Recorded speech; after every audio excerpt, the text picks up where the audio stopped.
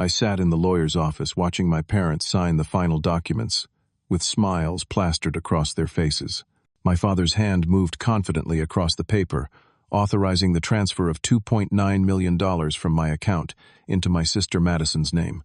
My mother leaned over, whispering something to Madison, who sat nervously fidgeting with her phone. Richard, my father, looked up at me with that same triumphant expression I had seen countless times throughout my childhood. "You worked hard, Boston, but Madison needs this money more than you do. You are still young. You can earn it back." My mother, Patricia, added with a sharp laugh that cut through the air like a knife, 10 years of your savings, and now it will give your sister the future she deserves." I remained silent, my face unreadable, while a single thought echoed in my mind. They have no idea what they just signed. Before I tell you how I turned their greed into their worst nightmare, I want to know where you are watching this from. Drop your location in the comments. Hit that like button and subscribe, because this story gets wild. Trust me, you will want to see how this ends. Growing up in a small town outside Portland, Oregon, I learned early that fairness was not something guaranteed in life. My father, Richard, worked long shifts at the local lumber mill, coming home each evening smelling of sawdust and exhaustion. My mother, Patricia, took on part-time bookkeeping jobs for various small businesses around town. We were solidly middle class. Not wealthy by any means, but we had enough to live comfortably. I was the eldest child, and Madison arrived 5 years after me, a surprise baby who instantly became the center of my parents' universe. From my earliest memories, I noticed the differences in how we were treated. When Madison wanted a new toy, it appeared within days. When I asked for something, I was told we needed to save money. Madison took ballet lessons at an expensive studio 30 minutes away, her recital costumes costing hundreds of dollars each season. I wore hand-me-down clothes from cousins and started delivering newspapers at 14 to buy my own things. But I never resented her for it. Madison was the baby, the little princess, and I genuinely loved my sister. I told myself that when we grew up, things would balance out naturally. School became my escape and my proving ground. I poured everything into my studies, staying late in the library, joining every academic competition available. Teachers noticed my drive and encouraged me to aim high.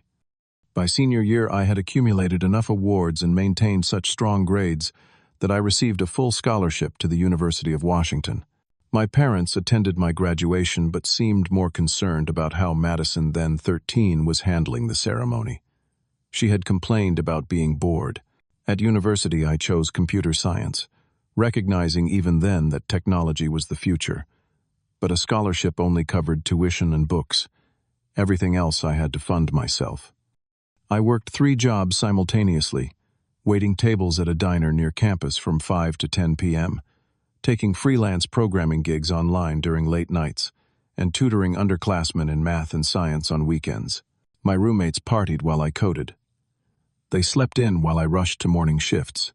I graduated at 22 with honors, 0 debt, and a job offer from a major tech company in Seattle, starting at $85,000 per year.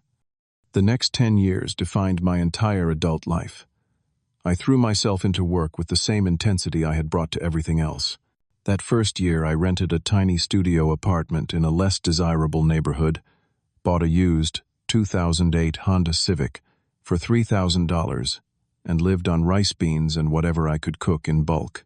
While colleagues went out for expensive lunches and happy hours, I packed sandwiches and drank water. Every dollar mattered. Every cent saved was a step toward a future I was building brick by brick. Promotions came steadily. By year 5, I was earning $180,000 annually. By year 8, I had become a senior software engineer, pulling in $250,000. The company went public during my 9th year, and my stock options suddenly had real value. By year 10, I held the title of principal engineer, with a salary of $320,000 plus equity that vested quarterly. But none of that changed my lifestyle significantly. I still drove the same Honda. I still lived in a modest apartment, though I had upgraded to a 1-bedroom in a safer area. I cooked at home, avoided luxury purchases, and instead of vacations to Europe, I took weekend hiking trips within Washington state. The real wealth came from disciplined investing. 70% of every paycheck went straight into index funds, carefully selected stocks, and during the crypto boom between 2017 and 2021, strategic positions in digital assets. I researched, constantly read financial reports before bed, and made calculated risks that paid off more often than not. By the time I turned 32, my portfolio had reached $2.9 million. Throughout this decade, I maintained contact with my family. Every month, I sent $1,000 home to help my parents with expenses. I called weekly, visited during holidays, and asked about everyone's lives. Madison had chosen to study theater arts at an expensive private college in California. Her education, unlike mine, was funded entirely by our parents, who took out loans and worked extra hours to afford the tuition. 4 years stretched to 6, as Madison changed her focus multiple times, finally graduating with a degree she admitted she probably would not use. After college, Madison moved to Los Angeles to pursue acting. I supported her dreams truly, but 4 years passed and she had not landed any significant roles. She worked sporadically as a background extra or in community theater productions that paid nothing. Our parents continued supporting her financially, sending money for rent, groceries, and acting classes that cost hundreds per session. The strain on Richard and Patricia became obvious during my visits home. They looked older, more tired, and conversations increasingly turned to money problems. Then the phone calls to me began increasing. Dad would call asking if I could send an extra $500 this month. Mom would text saying they had an unexpected car repair. I raised my monthly contribution to $2,000, but it never seemed enough. During one Thanksgiving visit, I overheard my mother on the phone with Madison. "Do not worry, sweetheart. Dad and I will figure something out. Your brother has plenty of money." The comment made me uncomfortable, but I pushed the feeling aside. They were family. Surely they would not cross any serious lines. The phone call came on a Friday evening in late September. I had just gotten home from work, changed into comfortable clothes, and was planning a quiet night of reading when my father's name lit up my screen. His voice carried an unusual weight, a formality that immediately put me on guard. "Boston, I need to have a serious conversation with you. No small talk, no asking about my week, just straight into it." "Madison has an incredible opportunity," he began. She had been offered the chance to open her own performing arts studio in Los Angeles. A space had become available in a good neighborhood, and several potential investors had expressed interest in her vision. This was her moment. He insisted, her last real chance to make something of herself in the entertainment industry. But it required capital. $3 million to secure the lease, purchase equipment, handle marketing, and cover operating costs for the first year. "Your mother and I have already mortgaged the house. We have borrowed from your Uncle Frank and Aunt Susan. We have done everything we can, but we are still $2.9 million short." He paused, letting the number sink in. "You are her brother. You have a responsibility to help family. This is what family does." I felt my jaw tighten. "Dad, I saved that money over 10 years. I have plans for my future. I want to buy property, maybe start my own company someday. I cannot just hand over nearly $3 million. Plans." His voice rose sharply. "What plans? You have a great career. You are making more money than your mother and I ever dreamed of. Madison needs this opportunity. She has been struggling for years. This is her shot." My mother's voice came through in the background, and then she was on the line. "Boston, do you not love your sister? Family helps each other. We sacrificed so much for both of you. Now we are asking you to help Madison when she needs it most." The call ended badly. I held firm. They grew angry, and we hung up without resolution. 2 days later, Madison called me crying. She begged and pleaded, insisting she would pay me back somehow, that this studio would change everything. I felt terrible hearing her so upset, but I could not shake the feeling that something about this whole situation was wrong. The numbers did not add up. $3 million for a studio seemed excessive. I gently told Madison no, that I loved her, but could not fund this venture. She stopped crying abruptly and hung up. 2 weeks later, my parents showed up in Seattle unannounced. They claimed they wanted to repair our relationship after the difficult phone calls and asked if they could take me to dinner. Wanting to believe in reconciliation, I agreed. At the restaurant, they asked about work, about my life, and particularly about my finances. Mom asked which bank I used, whether I felt my money was secure if I had ever worried about fraud. I answered vaguely, mentioning I kept my assets diversified across several institutions, but not providing specifics. Dad mentioned seeing news reports about online scams and identity theft. You need to be careful, son. Make sure your accounts are protected. It felt like genuine concern at the time. After dinner, they asked if they could stay at my apartment for a few days, claiming they wanted to spend quality time together. I agreed, thinking this might be a chance to rebuild our connection. Having them there felt strange from the start. I went to work each day, and they said they were exploring Seattle, visiting museums and parks. But things were not quite right. I noticed small signs. Papers on my desk were not quite where I had left them. My filing cabinet, which I normally kept locked, was slightly ajar one afternoon. On the third day, I left work early due to a canceled meeting, and came home to find my mother in my home office, phone in hand, photographing documents spread across my desk. Bank statements, investment account, summaries, everything. She startled when I walked in, quickly explaining that she was just looking at how I organized my finances because she wanted to learn better money management. The explanation was thin, almost insulting in its transparency, but I did not confront her directly. Instead, I made a mental note and became more careful about what I left accessible. Before they left Seattle, my father made one more request. He suggested I add them as emergency beneficiaries on my bank accounts.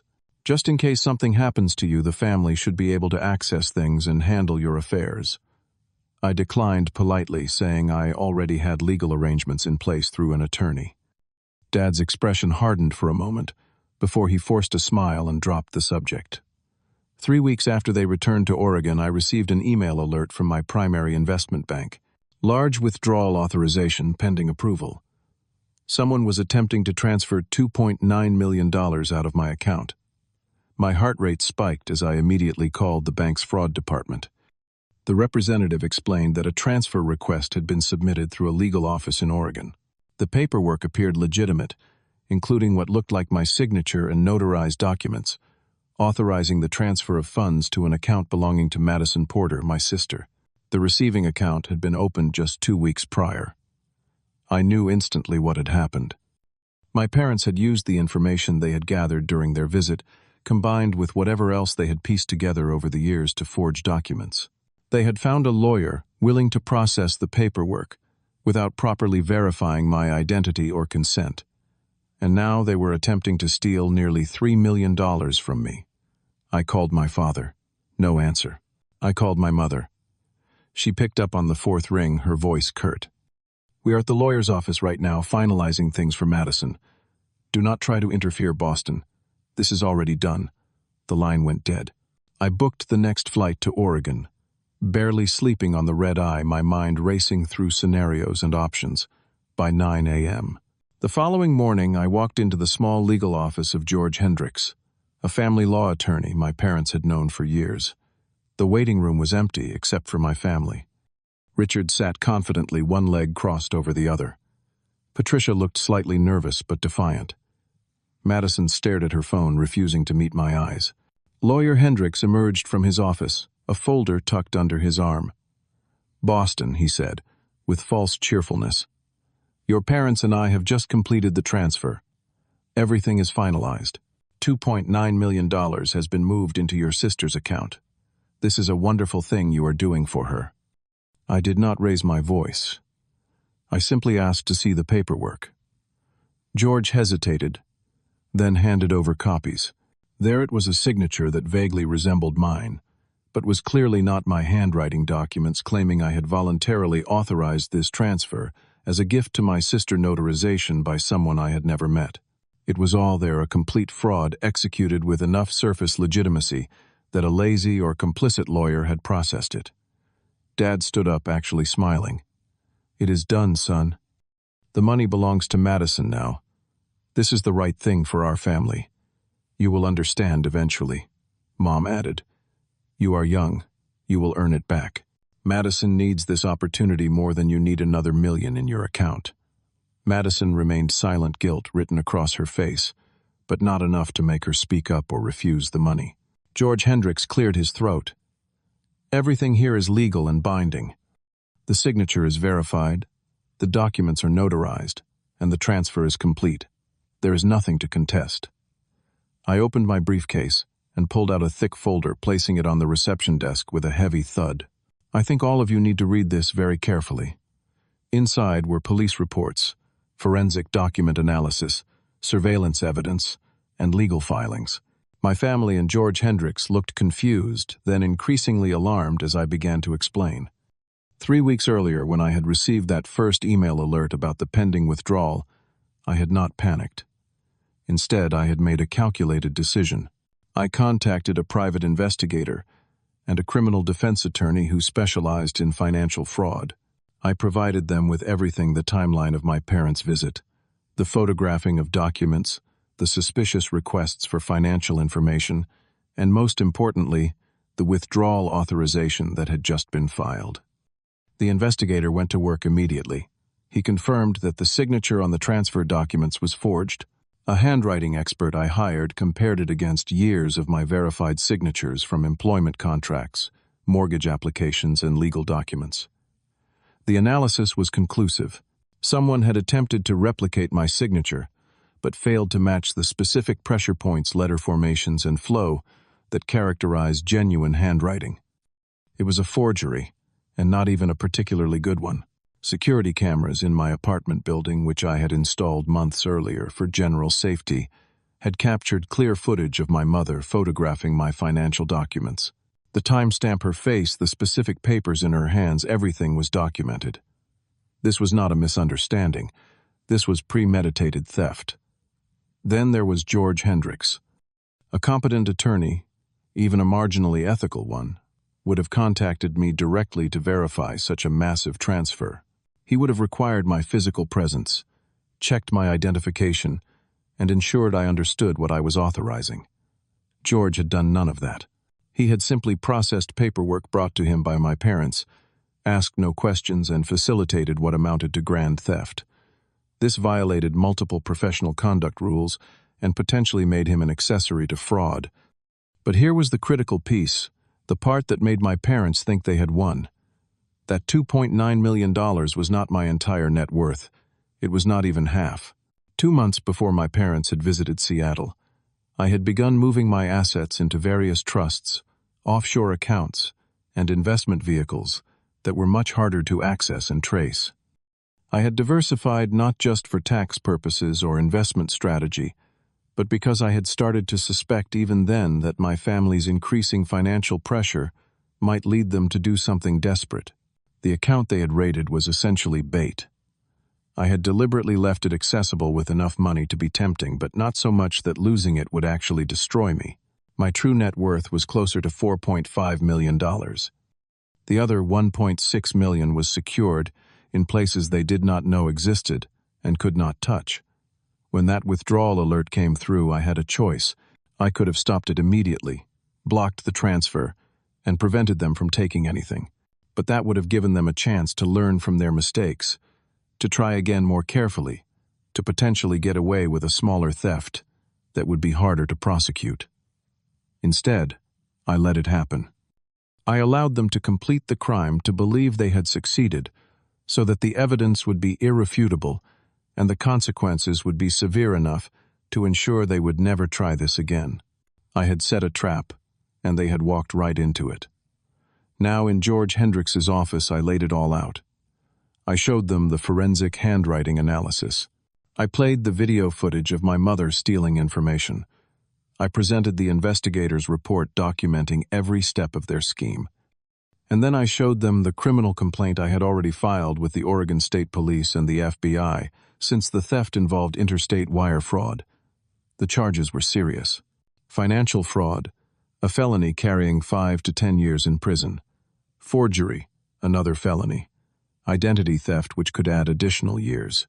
And because the amount exceeded $1 million, federal prosecutors would likely be very interested in this case. For George Hendricks, I had filed a formal complaint with the Oregon State Bar Association detailing his failure to verify the transaction and his role in facilitating theft. He could lose his license to practice law. But I was not a monster. Despite everything, these were still my parents, and Madison was still my sister. I did not want them in prison. I wanted justice, restitution, and most importantly, I wanted to ensure this would never happen again. So I offered them a deal right there in that office, while they sat in stunned silence. They would return every dollar of the $2.9 million plus interest calculated from the day they took it. They would pay an additional $200,000 in damages for my legal fees, investigator costs, and emotional distress. This was negotiable down from the $500,000 I could rightfully claim, but I was willing to be reasonable. They would sign a legally binding agreement, admitting what they had done, and they would issue a formal written apology, acknowledging their theft and betrayal. If they agreed to these terms within 72 hours, I would not pursue criminal charges. The civil lawsuit would be settled, the bar complaint against George could be withdrawn, and we could all move forward. If they refused, I would unleash every legal mechanism available. Criminal prosecution would proceed. Civil suits would be filed. George would lose his career, and given the clear evidence, they would lose in court, face prison time, and still owe me the money plus whatever additional penalties the court imposed. My father's face had gone from confident to pale. His hands trembled slightly as he tried to process what was happening. This was supposed to be simple. Take the money, give it to Madison, and I would eventually forgive them, because that is what family does. But he had miscalculated badly. "You cannot do this to your own parents," he finally said, his voice cracking. "We are your family." I looked at him without sympathy. "You stole from me. You forged my signature. You violated my trust in the worst possible way. If we are family, then you should have treated me like family. Instead, you treated me like a bank account you could raid whenever you wanted."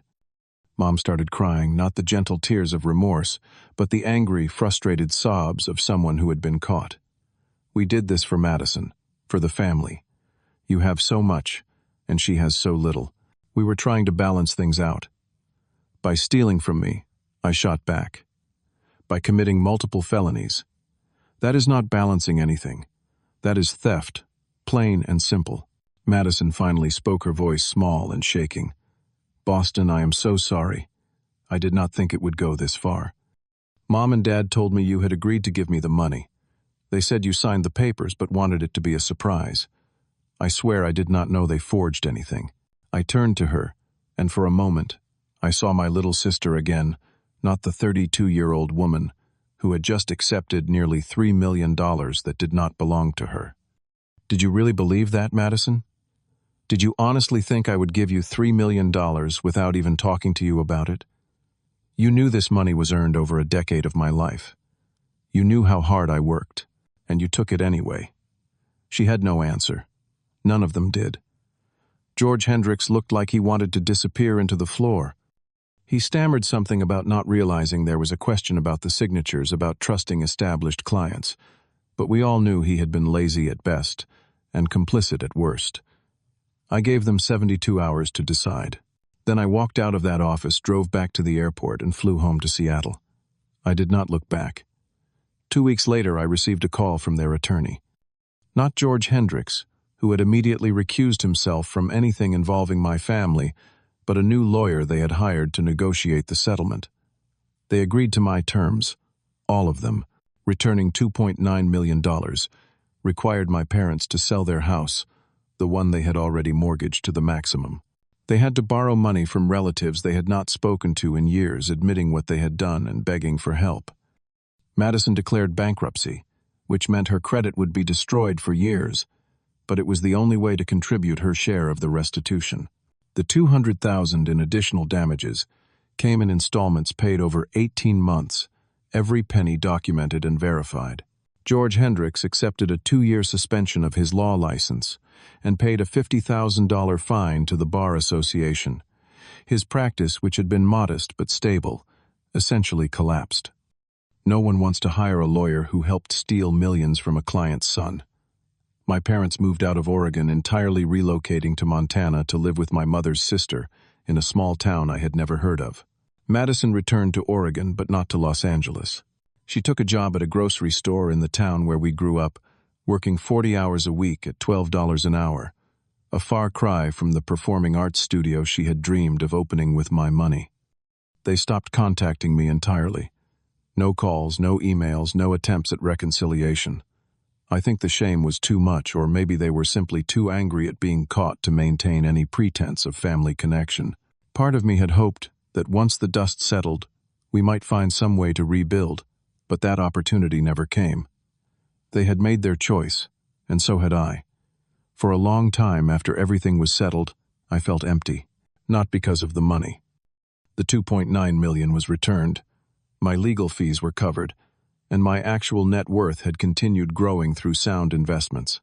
The emptiness came from losing my family, from realizing that the people who were supposed to love me unconditionally had viewed me primarily as a resource to be exploited. I took time off work, something I had never really done before. I traveled not to expensive resorts, but to places that challenged me. I hiked through Iceland's volcanic landscapes, walked the Milford Track in New Zealand, spent 2 weeks in a silent meditation retreat in Northern California. I needed to process what had happened to understand my own feelings about family trust and forgiveness. Slowly, I began building a new kind of family. Friends from work became closer. I joined a rock climbing gym and met people who knew nothing about my money or my past. I started volunteering with a nonprofit that taught coding to underprivileged kids, finding genuine joy in helping young people who reminded me of myself at that age, hungry for knowledge and opportunity. These connections felt different, earned, rather than assumed, based on mutual respect, rather than blood obligation. I learned that family is not always defined by genetics. Sometimes the people who truly care about you are the ones you choose, not the ones you are born to.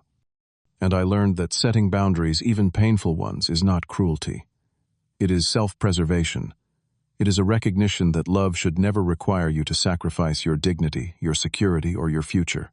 Do I forgive my parents and Madison? That is complicated. I do not hate them. Hate requires energy I would rather spend elsewhere. But forgiveness does not mean forgetting, and it certainly does not mean allowing them back into my life in any meaningful way. They taught me an invaluable lesson about the nature of greed, about how desperation can corrupt even people who once loved you, about the importance of protecting yourself even from those closest to you. The trap I set was not about revenge, not really. It was about justice. It was about ensuring that actions have consequences, that you cannot simply take what belongs to someone else and expect to walk away unscathed. They took 10 years of my savings in 10 minutes, or tried to. They thought they were clever, that they had found a way around my refusal to simply hand over millions. What they did not realize was that I had seen them coming, had prepared for their betrayal, and had made sure that if they crossed that line, they would pay a price steep enough to remember forever. I saved for 10 years to build a future. They tried to steal it in 10 minutes, but in the end they did not just lose my money. They lost me. And that, I think, is a price no one should ever have to pay. Sometimes the cost of greed is not measured in dollars.